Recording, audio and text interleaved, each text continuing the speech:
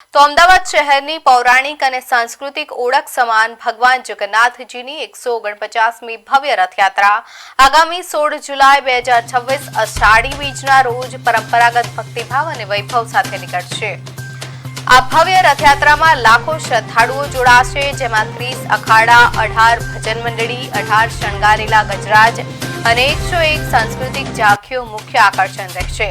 રથયાત્રા પૂર્વે 14 જુલાઈએ ગર્ભગૃહમાં પ્રતિષ્ઠા વિધિ, નેત્રોત્સવ પૂજન, ધ્વજારોહણ અને મહાઆરતી જેવા ધાર્મિક કાર્યક્રમો યોજાશે, જે અંગે મંદિરના ટ્રસ્ટી મહેન્દ્રભાઈ ઝાએ વિસ્તૃત માહિતી આપી હતી।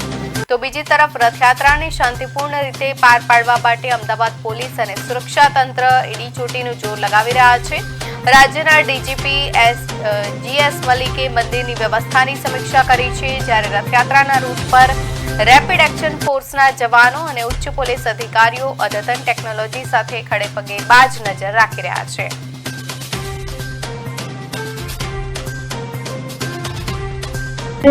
વિશ્રામ કર્યા પછી સરસપુરમાં ભગવાનનો મામેરો કરવામાં આવશે અને મામેરા પછી 1:30 વાગે સરસપુરથી રથયાત્રા પરત આવશે।